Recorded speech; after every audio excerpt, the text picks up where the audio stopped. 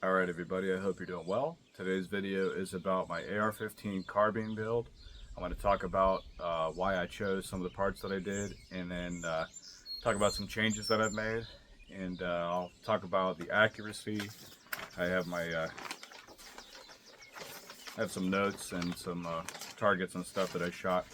I'll talk about what this gun's like, suppressed, unsuppressed, with night vision, in the daytime, in bad weather.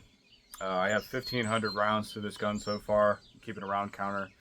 I'm at about 1,500 roughly, and I spent most of that with a Colt M4 lower, but I switched to an LMT Ambi lower and more from Marzell, and I really like it. So I'm going to show you this. This is my AR-15 carbine. This is based off a Geisley URGI upper. It's a 14.5 pin and weld, complete Geisley upper. Now it has the Marzell Ambi lower. So I'm going to talk about this gun. I'm going to go kind of front to back here and just talk about it just because it's an easy format. It helps me remember stuff because there's a lot to think about. This is the complete Geisley upper, so it comes with the 4-prong flash hider from Surefire. It's pin and welded on. It has the Geisley hammer forged chrome plated barrel, which is a super accurate barrel, and I'll show my results here. I have some groups that I did. Has the Mark 16 Geisley rail, really nice, rugged rail. Couldn't be happier with it. It's really impressive because not only is it like a kind of a lightweight M-lock deal, it's completely level with the top of the upper receiver. So when I was leveling my scope and optics and stuff, I figured out I could level with the handguard, and I had no trouble. It has the Geisley gas block, the Geisley enhanced bolt carrier group, the Geisley charging handle, whatever it's called, the airborne, and overall really nice. For me, soft shooting, because I'm used to like AKs and stuff. Soft shooting upper, feels very handy, easy to point even with a suppressor on, and really enjoyable, accurate upper. I originally paired it with a Colt M4 lower, but I shot most of my round counts with that lower, and I decided to switch to an LMT Ambi Marzell lower, and I couldn't be happier. I had a PDW type stock on it before because for me the biggest consideration with a butt stock with these types of AR deals is comfort. I have a lot of beard on my face, so having a stock that when I'm mounted up on the gun pulls my hair at all, if it pulls me on my face at all, I just ditch it. I don't think it's usable. So the UBR Gen 2 type stocks, this SOP mod from LMT, and those PDW type deals with the collapsible kind of skeletonized stock, those are all really nice because there's a lot of big surfaces, nothing pulls on me. I really like them. So, but going back to the gun here, accuracy is excellent with the upper. I started out zeroing it with Midwest Industries backup iron sights. They are inexpensive, super available.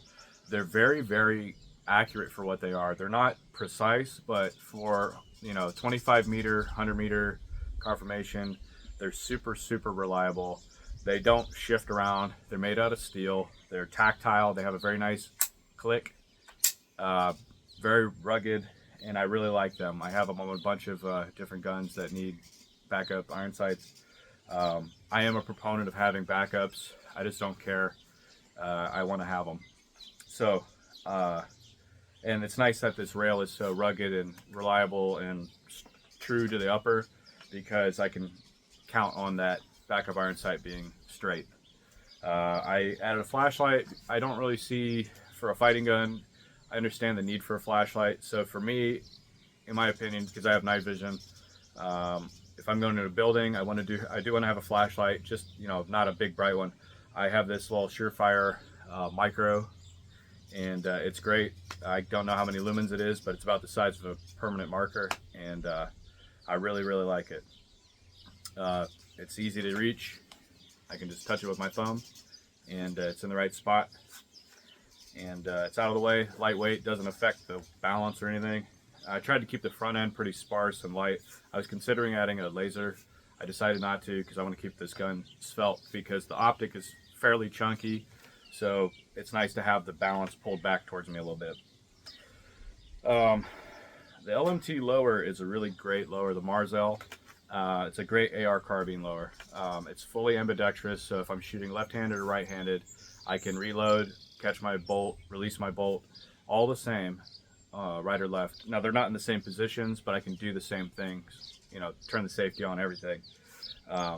It's a good forged lower, has a nice flared magwell, and it's just really nicely machined, and paired with this URGI upper, I can't really see any downside to it. It's really great. The trigger, even out of the box, is great. I had a Geisley SSA trigger in that Colt receiver, and I kind of like this LMT just as much. It's really nice. I'm not a trigger snob. They're both really nice triggers, and I'm just going to keep it.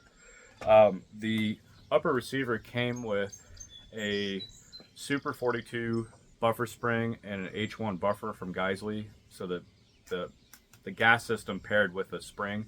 So I put the spring and buffer in this lower, and it shoots perfectly. I have, you know, compared to a lot of other ARs, it's a little bit of, you know, recoil, but a lot of people said they have really over-gassed URGI uppers. I don't know if mine just is a different generation or iteration or whatever, but mine shoots very softly. It does shoot a little bit, you know, more, I do have a little bit more felt recoil with the suppressor on, but for the most part, like just shooting it normally, it feels like a normal AR. I added a Magpul sling bar here. This is like a little loop that sticks out. I put these Vickers slings on here. I'm going to switch this sling out just because this weight of this gun is slightly over what these slings are rated for. This is the SMG sling, and it's not that this is going to break the connection point. The sling can come loose with the weight of the gun, you know, slightly. So I want to switch that out for the AK sling because I really like the attachment. I like the loop and just the strap in the back. So I don't really use QD points. I avoid them because they're noisy, and I've seen one break. So I'm kind of like, I'm sort of old school about my sling attachments. I really like these Magpul sling, like side saddle sling bar things. If you can see that. I like to have my slings closer to me. It just is nicer, so when I'm doing stuff, I don't have to have this thing in my way underneath of me. It can be under me and close to me, and I can manipulate the tension a lot easier than having to reach for it or like pull. You know, it's just, it feels better for me to have it closer to the receiver. Mostly it gets out of my way. The optics that I chose were the Razor HD Gen 2 E model, 1:6 power scope from Vortex, and the Acro P2 from Aimpoint. I have them mounted in a Reptilia AUS mount, and I think this is just about as good of a optic setup as you can get.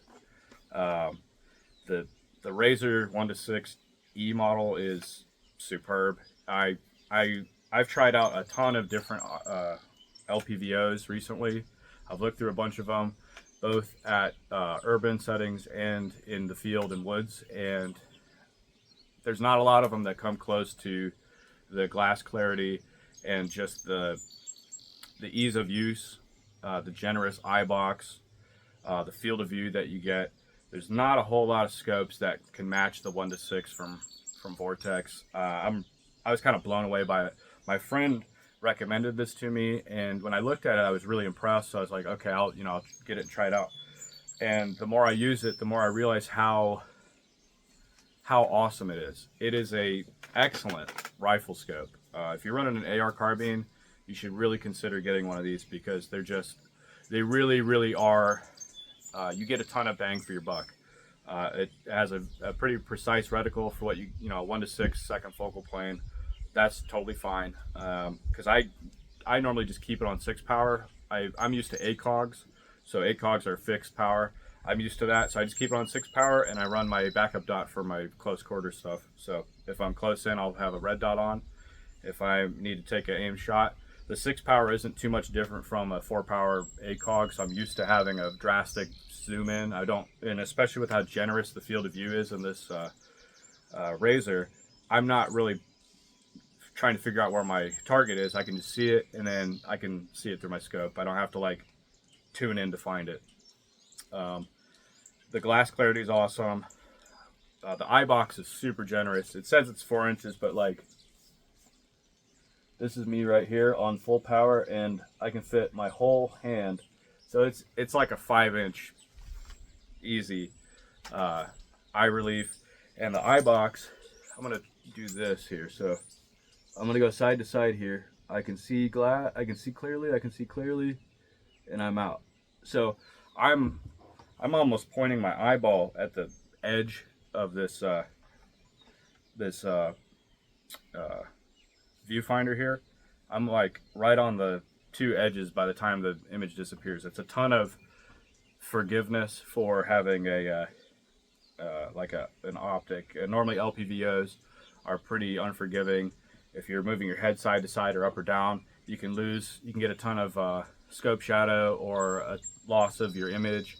The red dot on it is super vibrant. I don't really use I'm an ACOG guy, so I have my favorite one's the TA02. I just turn the electricity off, so I normally don't even have the dot on. I've never really needed it, especially because I have a P2 on top.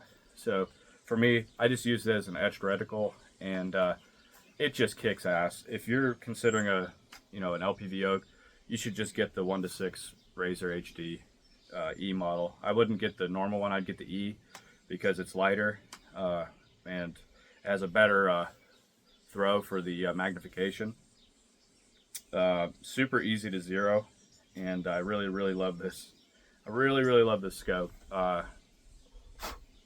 So moving on top, I have an Acro P2. This is my chosen kind of backup red dot sight for any gun that I'm going to do night vision with that I can't with the normal optic.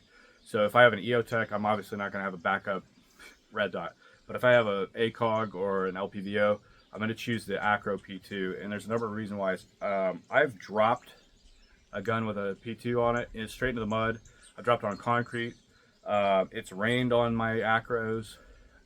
They're just super rugged for my track record. I have 5, I think, and on different rifles, and they all hold up.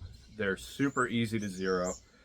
I just couldn't be happier with the Acro P2. And the night vision performance for such a small little optic is really unbelievable. It does about as good as a T2 aim point, and it's like half the size and a fraction of the weight. So if you're considering an LPVO setup, I would use the Razor Gen 2 E, and then I would get an Acro piggyback. That way, if you're doing night vision, or if you want a close in thing, you don't want to have to switch your optic on all. Obviously the point of having LPVO is to switch the magnification, but if you don't want to have to fiddle with it, if you just want a scope and a red dot, this is the setup to go with, because it's so good. The Reptilia mount, the AUS mount is really awesome. Their customer service is awesome. I just couldn't be happier with this setup. So now that I talk about the gun part, I'm gonna kind of give some data points here. So I like to zero my gun with I use just a bunch of grids. So I go out and spray paint. I'll typically zero my LPVO at 50 yards because that's what Vortex says to do, 50-yard zero. My red dot at 25. And then to get my rough zero, I'll spray paint grids across like a big surface, so like a 4x8 Mylar or Mylar board, or the back of a refrigerator, like what I did. I just had an old junk refrigerator I threw out there. And I'll set up, and to zero, I'll set up with a lead sled, because I have one, so I can just put it on a table, and it's really stable. I make sure my zeroing is really stable and accurate, because I want to have as precise of an optic as possible for when I'm doing offhand shooting or weird positioning. I don't have to deal with, oh, my zero is not really great. I'm really anal about how I zero my guns. So I once I kind of get my rough zero, I start to use these. These are the Armament Technology confirmation squares for the Spectre DRs, and these are really handy. I don't really use the inside of here a whole lot. What I use these for is to shoot the corners, because when you're looking at a crosshair reticle, you can line up your vertical and your horizontal and just hit the corner. So I really like using these to get a really precise zero. So I have a few data points here I'm going to talk about. I'm going to show you. Set my rifle down.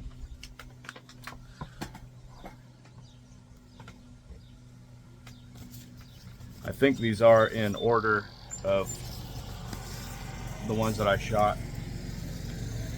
So yeah, okay, so I did my confirmation.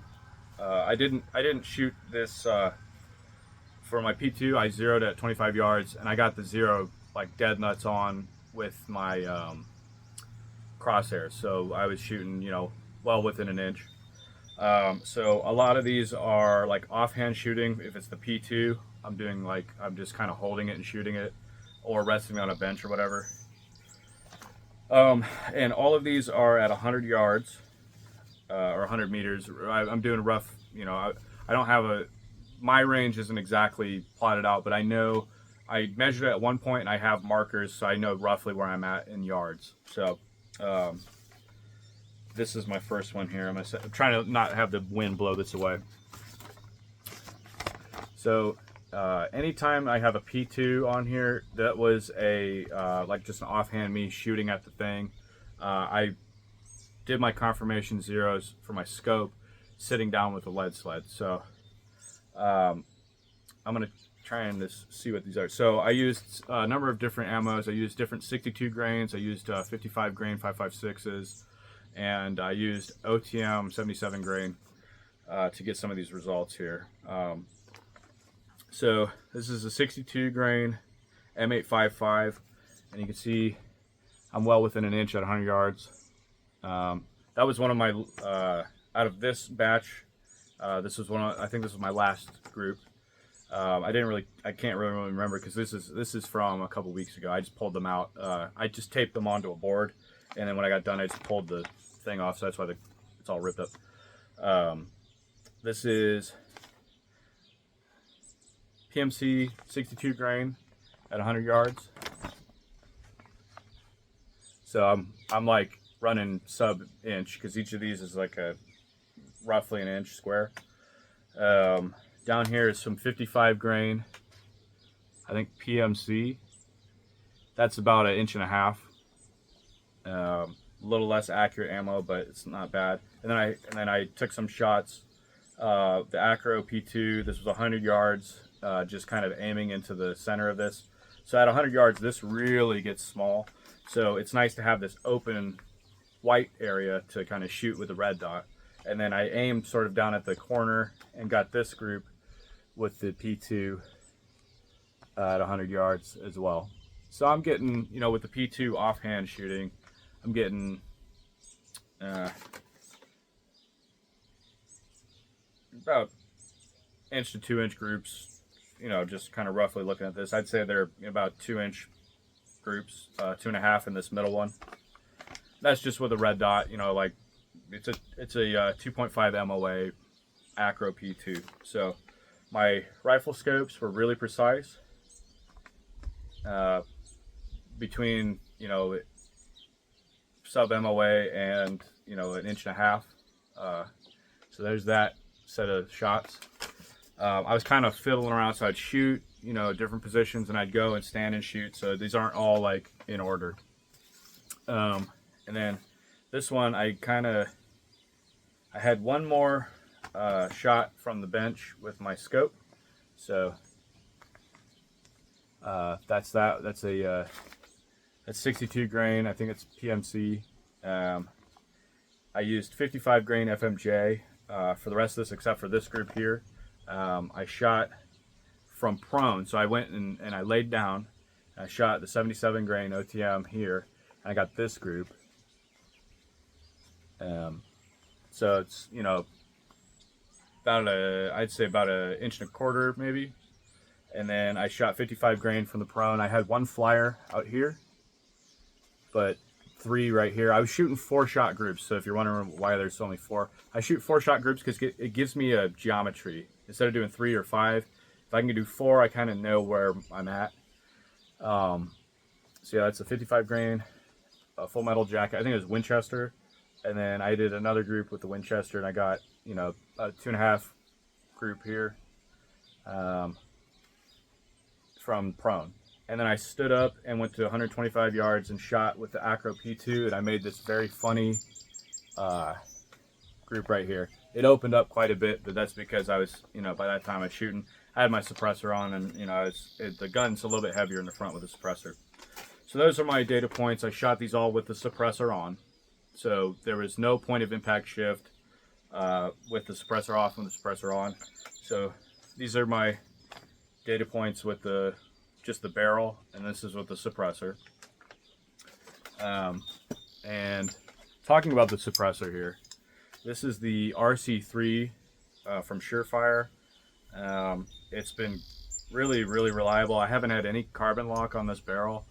I have no point of impact shift. That's why I kind of wanted it, because I know that Surefire, the other one I have, I don't have any, where I'm aiming is where the bullet's going to go. I don't have any kind of drift. It has excellent flash suppression. This is a partial flow through suppressor, so it boosts some of the exhaust gas out the front. But with the open tine Surefire flash hiders, it reduces all that flash probably better than any of the other Surefires that I've seen. I have a SOCOM 7.62 Mini 2, and it does just as good a flash hiding, and I shoot 300 blackout with that thing. So I did drop the gun, and I put, you know, just a mark on the, you know, a little ding on the suppressor, but, you know, no problem. It's a tough suppressor. Super reliable, and the night vision capability of this suppressor is superb. It's not the quietest suppressor. It is very loud for a suppressor, but you get a ton of flash reduction, and it's super reliable for accuracy, which is what I care about. I'm not really concerned about being super loud.